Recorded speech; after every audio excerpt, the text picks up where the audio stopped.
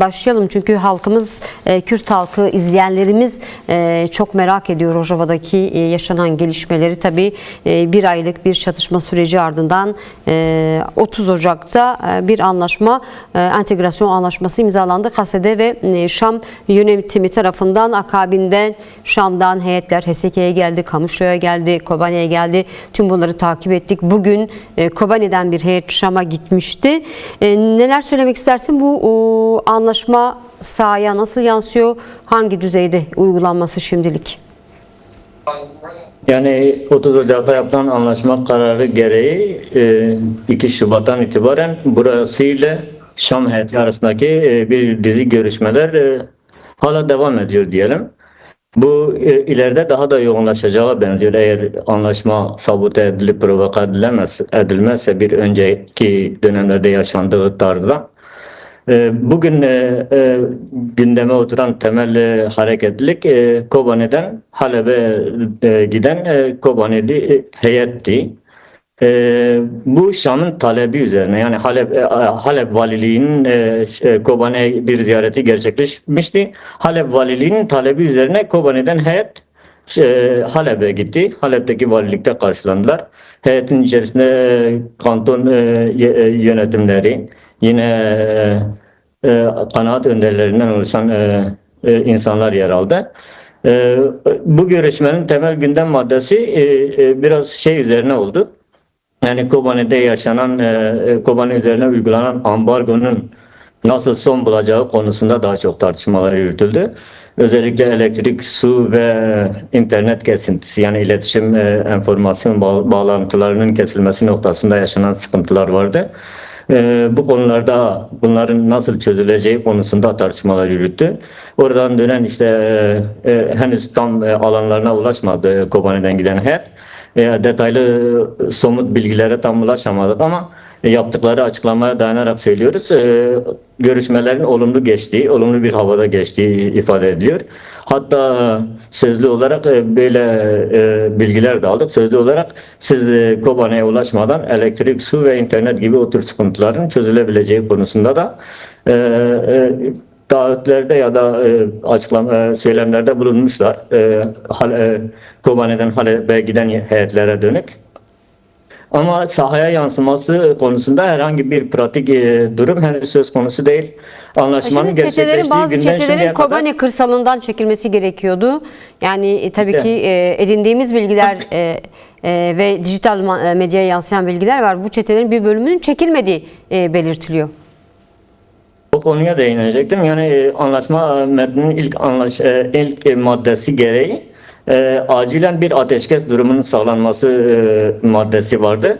Bütün cephe hatlarında hemen hemen bunun pratikte uygulandığını gözlemliyoruz sahadan. Diğer yandan şeflerden müşterek iç güvenlik güçleri, hem Halep hem Kobani güçlerinden iç güvenlik güçlerinin müşterek bir noktası oluşturuldu bugün şefler bölgesinde. Benzer bir noktanın Çelebi ve Sırın kasabasının kendisinde de oluşturulması öngörülüyor. İkinci adım olarak askeri güçlerin cephe hatlarından makul uygun yerlere çekilmesi maddesi vardı. Ancak bu konuda şu ana kadar herhangi somut pratik bir adım atılmadı.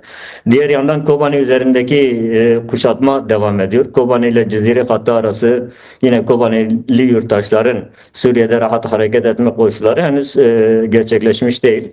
Bu da yaşamsal ihtiyaçların karşılanması ve temin edilmesi konusundaki sıkıntıların hala devam ettiği anlamına geliyor.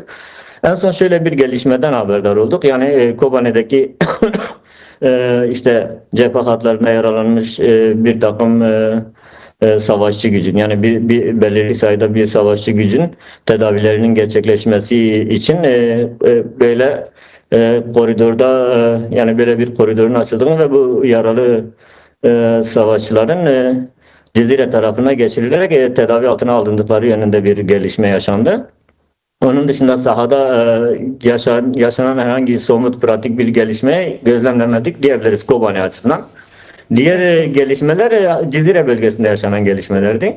İşte bu Şam'a bağlı heyetlerin hem Haseke'ye hem Kamışlı'ya girişleri oldu.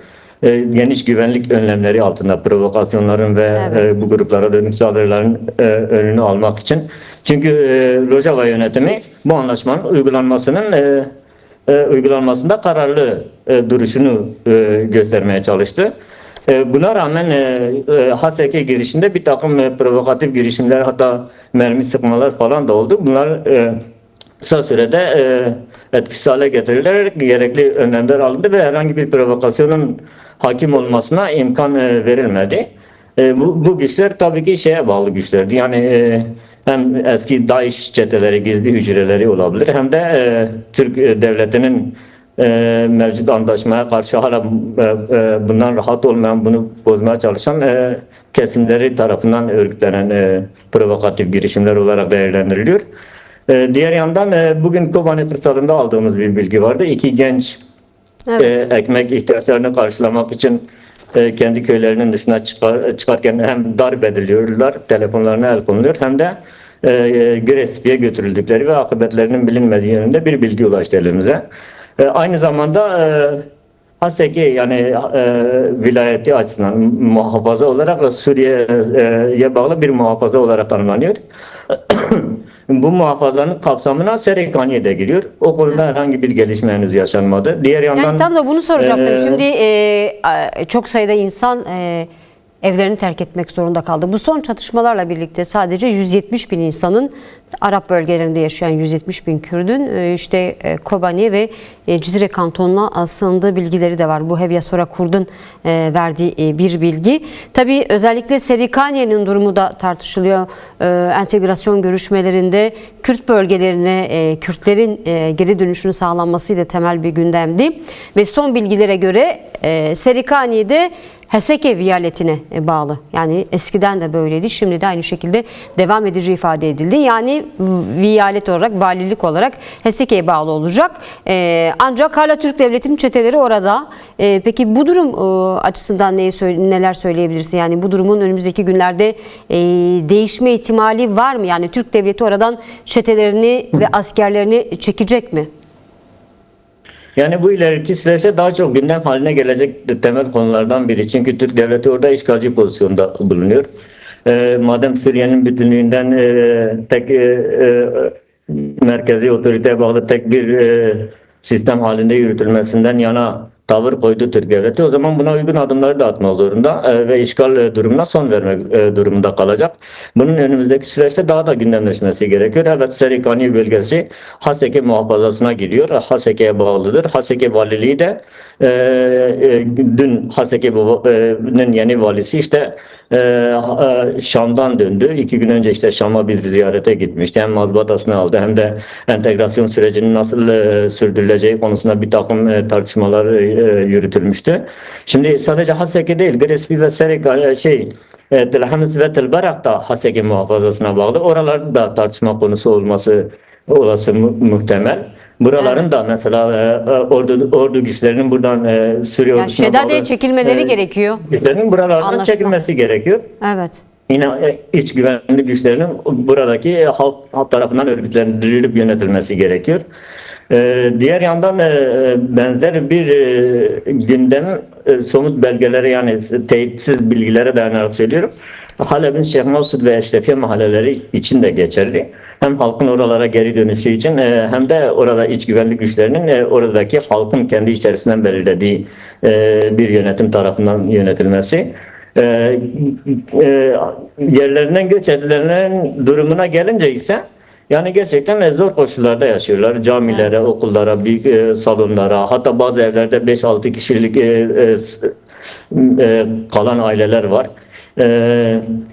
Mevcut şehir yapılanmaları artan nüfusu kaldıramayacak altyapısı bunu kaldıramayacak durumda. O yüzden birçok açıdan sıkıntılar yaşandığını ifade edebiliriz yani o konularda da. Peki Mansur, şunu da sormak istiyorum. Tabii muhakkak tartışmalarda gündeme gelmiştir. Esir alınan Kasede savaşçıları var. Yine şehit düşen Kasede savaşçıları var. Yine esir alınan siviller var, kaçırılan siviller var. Bilmiyorum, az önce dijital medyada okudum. 4 kadının sanırım sivil 4 kadının yaralı bir şekilde yol kenarına bırakıldığı şeklinde bilgiler vardı. O yaralıların da şu an Kobane'ye götürüldüğü ifade ediliyordu. Tabii teyit edilmiş bilgi değil. Bunlar dijital medyaya yansıyan bilgiler. Şimdi esir takası gündeme gelir mi önümüzdeki günlerde? Cenazeler iade edilir mi? Karşılıklı olarak buna dönük yürütülen bir tartışma var mı? Senin bu noktada bilgin var mı? Belki yapılan anlaşma metninde o konuda somut bir ifade geçmiyordu ama sahada bu yönlü tartışmalar yürütülüyor tabii. Yani Suriye rejim ordusuna bağlı da birçok